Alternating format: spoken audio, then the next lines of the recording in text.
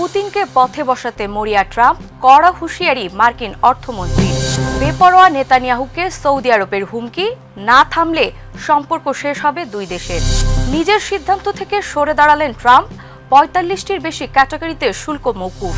Budget সংকটে France, অভিসংশয়ের মুখোমুখি president macro.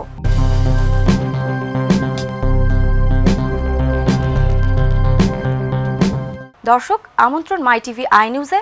এতক্ষণ দেখছিলেন শিরোনাম, সাথে আছি আমি নাজমা। কালার এক্সপার্ট, জর্জ স্যাপ এবং মাইল্ড অন হ্যান্ডস টেকনোলজি সমৃদ্ধ অরিক্স ক্রিস্টাল ওয়াশ আপনার লন্ড্রি এক্সপার্ট।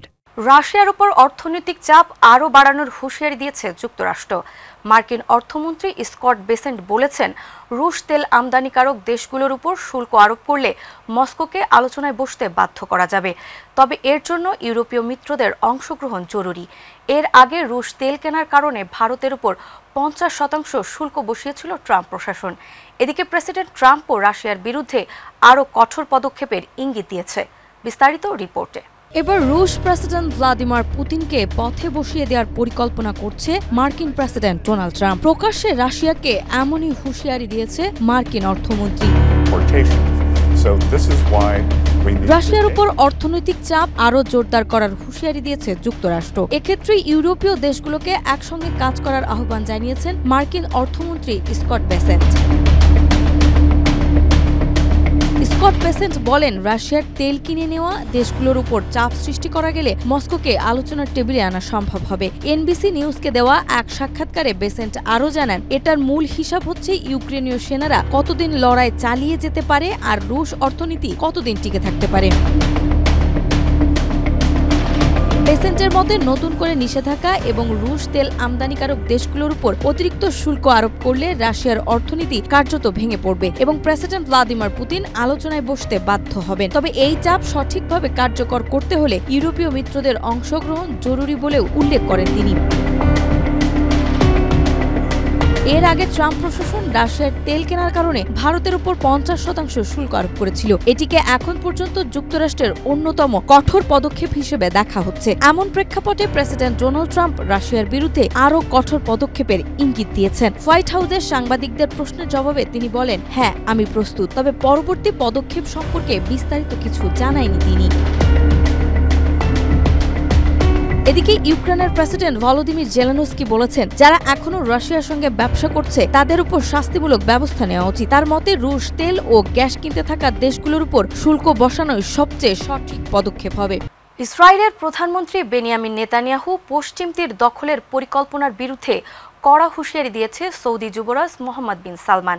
তিনি স্পষ্ট করে জানিয়েছেন, এই ধরনের পদক্ষেপ অব্যাহত থাকলে ইসরায়েলের সঙ্গে সম্পর্ক স্বাভাবিক করার সব সম্ভাবনা শেষ হয়ে যাবে।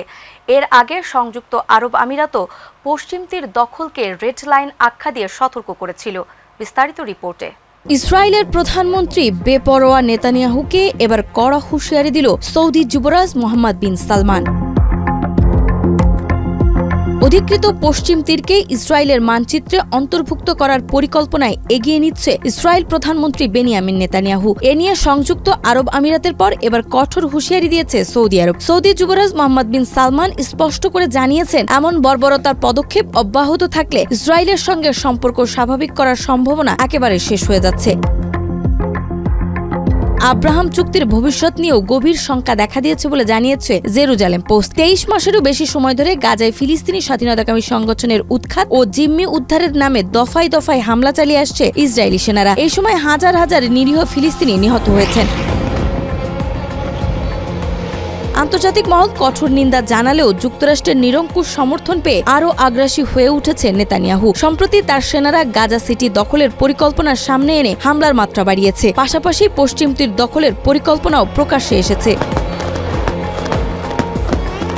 নেতানিয়াহুর এসব পদক্ষেপের বিরুদ্ধে আরব দেশগুলো একে একে কড়া বার্তা দিচ্ছে। ইসরায়েলি গণমাধ্যম CNN জানায়, রিয়াদের সংযুক্ত আরব আমিরাতে প্রেসিডেন্ট মোহাম্মদ বিন জায়েদের সঙ্গে বৈঠকে যুবরাজ সালমান স্পষ্টভাবে সতর্ক করেছেন ইসরায়েলকে। তিনি বলেন, পশ্চিম তীর দখলের পথে এগোলে তেল আবিবের সঙ্গে কোনোভাবেই সম্পর্ক স্বাভাবিক করার সুযোগ থাকবে না, এমনকি সম্পর্ক পুরোপুরি ছিন্ন হয়ে যেতে পারে। এর আগে সংযুক্ত আরব আমিরাতও পশ্চিম তীর দখলকে ডেডলাইন আখ্যা দিয়ে নেতানিয়াহুকে কঠোর হুঁশিয়ারি দিয়েছিলেন। ফের সিদ্ধান্ত বদলালেন মার্কিন প্রেসিডেন্ট ডোনাল্ড ট্রাম্প। নতুন এক নির্বাহী আদেশে ৪৫টির বেশি শিল্পজাত পণ্যের শুল্ক মকুব করেছেন তিনি। ৮ সেপ্টেম্বর থেকে কার্যকর হওয়া এই সিদ্ধান্তের আওতায় নিকেল, সোনা, ঔষধ তৈরির যোগ্য, রাসায়নিক পদার্থ, কৃষি পণ্য, উড়োজাহাজের যন্ত্রাংশ সহ নানা পণ্য শূন্য শুল্কে আমদানি করা যাবে। তবে সব ক্ষেত্রে ছাড় দেওয়া হয়নি। বিস্তারিত রিপোর্টে। ফের নিজের সিদ্ধান্ত বদলালেন মার্কিন প্রেসিডেন্ট ডোনাল্ড ট্রাম্প। ৪৫টির বেশি ক্যাটাগরিতে শুল্ক মওকুফ করেছেন তিনি। যুক্তরাষ্ট্রের প্রেসিডেন্ট ডোনাল্ড ট্রাম্প নতুন এক নির্বাহী আদেশে স্বাক্ষর করেছেন, যার ফলে কিছু বাণিজ্যিক অংশীদারি দেশ শিল্পজাত পণ্যের শুল্ক ছাড়ের সুযোগ পাচ্ছে। এতে নিকেল, সোনা, বিভিন্ন ধাতু, ঔষধ তৈরির যৌগ এবং রাসায়নিক পদার্থ সহ ৪৫টির বেশি ক্যাটাগরিতে শূন্য আমদানি শুল্ক প্রযোজ্য হবে। ৮ সেপ্টেম্বর থেকে আদেশটি কার্যকর হয়েছে। ট্রাম্প ক্ষমতায় আসার পর গত ৭ মাস ধরে বাণিজ্য ঘাটতি কমাতে এবং বিশ্ব বাণিজ্য কাঠামো পুনর্গঠনের জন্য শুল্ক বাড়াচ্ছিলেন।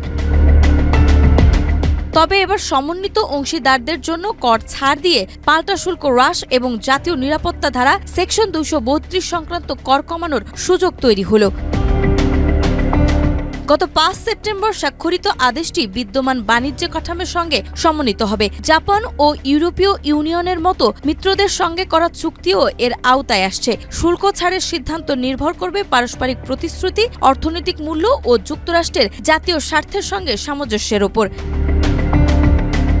ছাড় পাওয়া পণ্যের মধ্যে রয়েছে গ্রাফাইট ও বিভিন্ন ধরনের নিকেল, যা স্টেইনলেস স্টিল এবং ইলেকট্রনিক গাড়ির ব্যাটারি তৈরিতে অপরিহার্য। জেনেরিক ওষুধ তৈরিতে ব্যবহৃত যৌগ যেমন অ্যানেস্থেটিক, লিডোকেন ও ডায়াগনস্টিক পরীক্ষার রি-এজেন্টও তালিকাভুক্ত করা হয়েছে।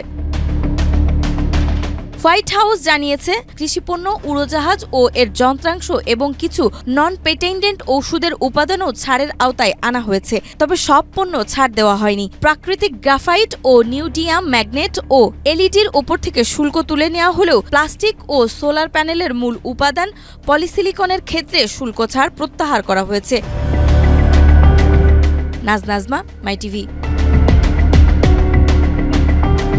ফ্রান্সের অর্থনীতি চরম বাজেট ঘাটতি ও ঋণের চাপের মুখে। ঘাটতি জিডিপি ৫% ছাড়িয়েছে, ঋণ ১২০% কাছাকাছি।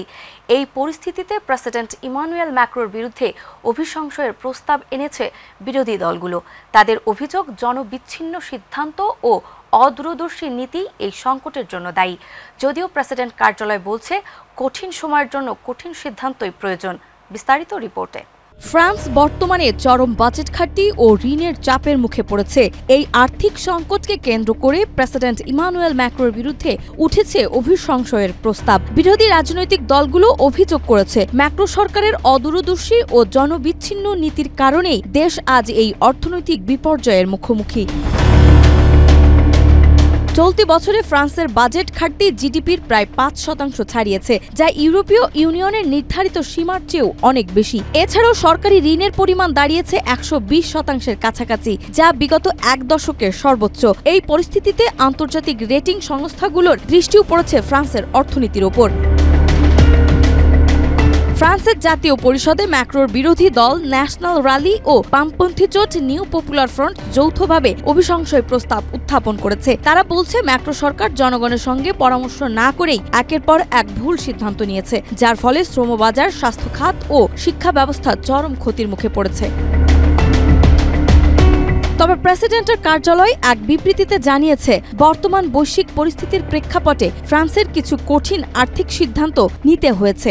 সরকারের প্রধান লক্ষ্য হল স্থিতিশীলতা ও দীর্ঘমেয়াদে অর্থনৈতিক পুনরুদ্ধার। সংবিধান অনুযায়ী ফ্রান্সের প্রেসিডেন্টকে অভিশংসনের জন্য জাতীয় পরিষদের ২/৩ ভোট প্রয়োজন। রাজনৈতিক বিশ্লেষকরা বলছেন, সেই সংখ্যাগরিষ্ঠতা অর্জন করা বিরোধীদের জন্য এখনও কঠিন। তবে এই প্রস্তাব প্রেসিডেন্টের উপর যথেষ্ট রাজনৈতিক চাপ তৈরি করছে।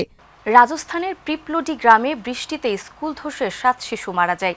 তখন গ্রামের নিরক্ষর কৃষক মোর সিং নিজের ২ কক্ষের বাড়ি স্কুল হিসেবে দিয়ে দেন। নিজে পরিবারসহ ত্রিপলের নিচে থাকছেন, শুধু যাতে শিশুরা পড়াশোনা চালিয়ে যেতে পারে। তিনি বলেন, আমি না দিলে অনেক শিশু স্কুল ছাড়ত। সরকার তাকে ২ লাখ রুপি দিয়েছে। গ্রামটিকে আদর্শ গ্রাম ঘোষণা করা হয়েছে। বিস্তারিত রিপোর্টে। সবার সুখে হাসবো আমি, কাঁদবো সবার দুঃখে, নিজের খাবার বিলিয়ে দেব অনাহারীর মুখে। এর যেন বাস্তব রূপ এবার প্রকাশ পেল ভারতীয় এক কৃষকের নিঃস্বার্থ ত্যাগের মাধ্যমে। এবার আর খাবার নয়, বেঁচে থাকার শেষ অবলম্বন, মাথার উপরে ছাদটাই তিনি দিয়ে দিলেন স্কুল বানাতে। নিজে শিক্ষা না পেলেও শিক্ষার আসল মানে বুঝিয়ে দিলেন রাজস্থানের পাহাড়ি গ্রামের কৃষক মোর সিং। পাহাড়ের নিরক্ষর কৃষক এখন যেন পুরো গ্রামের নায়ক। নিজে থাকছেন ত্রিপলের ঘরে, কিন্তু ঘরটা দিয়েছেন স্কুলকে। মোর সিং এর গল্প এক জীবন্ত অনুপ্রেরণা। ভারতের রাজস্থানের পাহাড়ি গ্রাম পিপলডির একমাত্র স্কুলটি 25 জুলাই ভয়াবহ বৃষ্টিতে ধসে পড়ে, মারা যায় 7টি শিশু, আহত হয় আরও 21 জন। বিদ্যালয়টি হয়ে পড়ে সম্পূর্ণ অচল। ঠিক তখনই গ্রামের 60 বছর বয়সী এক নিরক্ষর কৃষক মোর সিং এগিয়ে এলেন। তিনি নিজের 2 কক্ষের বাড়ি স্কুল হিসেবে দিয়ে দিলেন, যাতে গ্রামের শিশুরা পড়াশোনা চালিয়ে যেতে পারে। তার এই সিদ্ধান্তের মানে ছিল পরিবার নিয়ে নিজে চলে যাওয়া একটি অস্থায়ী ত্রিপলের ঘরে। তিনি বলেন, আমি যদি এমনটা না করতাম অনেক শিশু স্কুল ছেড়ে দিত। বর্তমানে তার বাড়িতেই চলছে 50 থেকে 60 জন শিশুর ক্লাস। তার এই উদ্যোগে সরকার তাকে 2 লাখ রুপি সহায়তা দিয়েছে এবং গ্রামটিকে আদর্শ গ্রাম ঘোষণা করেছে। মোর সিং নিজে কখনো স্কুলে যাননি, কিন্তু শত সীমাবদ্ধতার মধ্যেও তিনি দেখালেন শিক্ষার আলো ছড়াতে চাইলে নিজের স্বাচ্ছন্দ্যকেও ত্যাগ করা যায়। গ্রামবাসীরা তাকে এখন এক বাক্যে বলেন, আমাদের নায়ক। দর্শক, এই ছিল আজকের মাই টিভি আই নিউজ। ধন্যবাদ এতক্ষণ সাথে থাকার জন্য।